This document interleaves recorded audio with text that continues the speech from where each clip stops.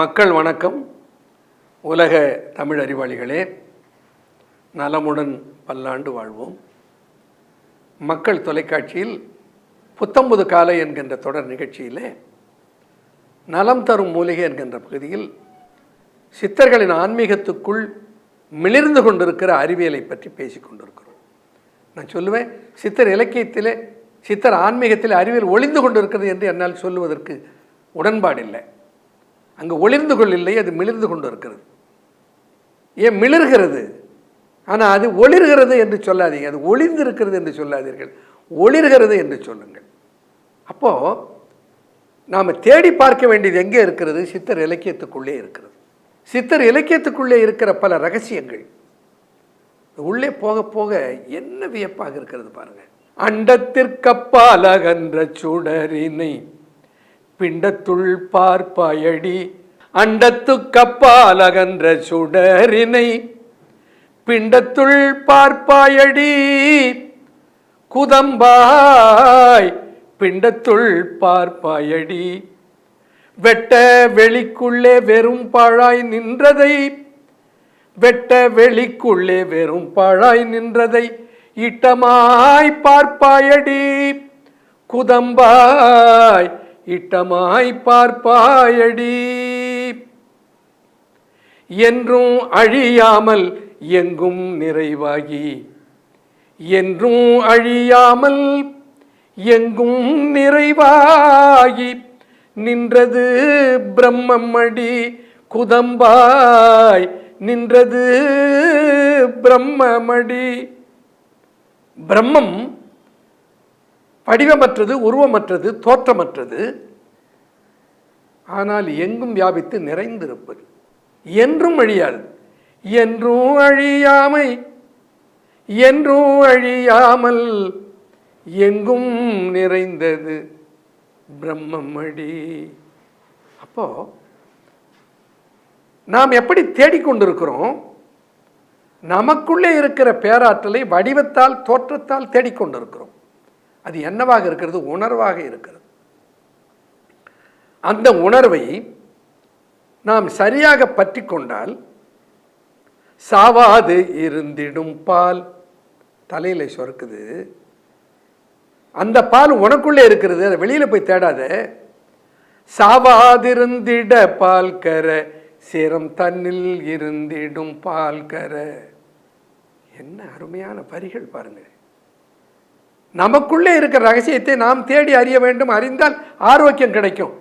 மிகப்பெரிய நலம் தரும் மூலிகை எங்கே இருக்கிறது? உனக்கு உள்ளே இருக்கிறது. எல்லாம் வருது தவம் இல்லையே சார். எதுவும் வராமல் இருந்தாலே அதான தவம். எதையோ எண்ணிக்கொண்டிருப்பது தவம் அல்ல, எதையும் எண்ணாமல் இருப்பது தவம். No mind state. இந்த எண்ணாமல் இருக்கிற போது தானே சுரக்கிறது. தலையில இருந்து அது தானே சுரக்கிறது. ஆச்சரியமாக இருக்கும். அந்த உமிழ் வாயால் உமிழ்ந்திடும் பால் கர, வெறும் வயிறார உண்டிட பால் கர. வாயால் எச்சில் என்று நீ துப்புகிறாயே, உனக்குள்ளேயே அது ஒரு சுரப்பு. நம்ம சுந்தர் அவர்கள், பால சுந்தர் அவர்கள் அமெரிக்காவிலே திருமந்திரத்தை சயின்டிஃபிக்காக என்ன இருக்கிறது என்பதை உலகுக்கு காட்டிக் கொண்டிருக்கிறார். அவர் அறிவியல் ஆய்விலே கண்டுபிடித்து சொன்னார், திருமூலர் பிராணாயாமா செய்கிற போது உமிழினுடைய தன்மை மாறுகிறது. அந்த உமிழ் உள்ளே போகிற போது உடலிலே இருக்கிற பல நோய்கள் அகன்று உடலினுடைய ஆரோக்கியம் தானே கூடுகிறது என்று அவர்கள் கண்டுபிடித்தார். என்ஜிஎஃப் என்று சொல்லுகிற நர்வ் குரோத் ஃபேக்டர், இந்த டியூமர் வராமல் தடுக்கிற ஆற்றல் பெற்று இருக்கிற ஒரு சுரப்பு உனக்குள்ளே சுரக்கிறது. சொல்கிறேன், வயசாகி போச்சு, வயசாகி போன உடனே நோய் எதிர்ப்பாற்றல் குறைஞ்சி போச்சு. நோய் எதிர்ப்பாற்றல் குறைஞ்ச உடனே நோய்க்குள்ளே இருந்து தானே, தன்னுடைய உடலுக்குள்ளே இருந்து தானே சுரந்து வருகிறது புற்றுநோய். புற்றுநோய் என்பது என்ன?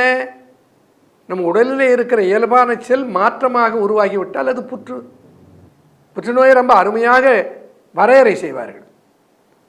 A cancer cell is the one that divides when and where it should not.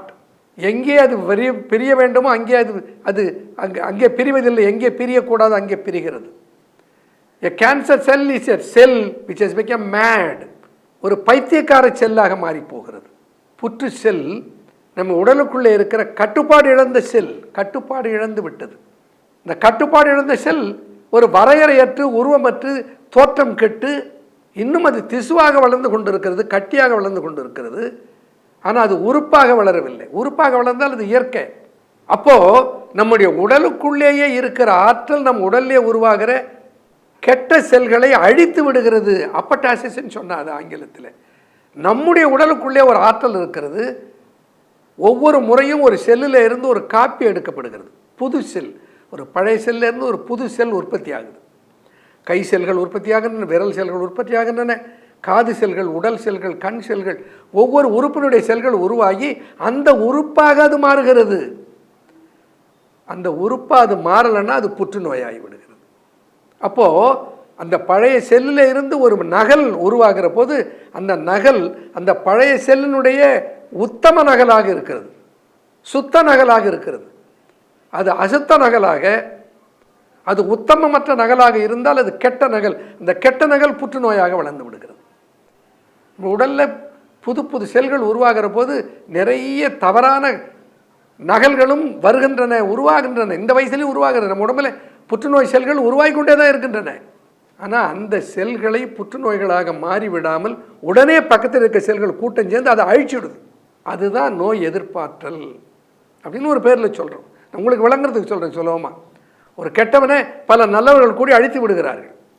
சூர சம்ஹாரம் நடக்குது உள்ளே. ஆனால் ஒரு குறிப்பிட்ட வயதுக்கு அப்புறம் என்ன ஆகிறது? அந்த கெட்ட செல்களை அழிக்கிற ஆற்றல் உடல் இழந்து விடுகிறது. ஆனால் அது அவருக்குள்ளே இருக்குது. இப்போ கண்டுபிடிச்சிருக்க எபிஜெனட்டிக்ஸ் கண்டுபிடிச்சிட்டாங்க. நீ நினைச்சா அதை வராமல் தடுக்க முடியும், தள்ளி போட முடியும். இதைத்தான் என் சித்தர்கள் சொன்னார்கள். தொடர்ந்து பார்ப்போம். நன்றி, வணக்கம்.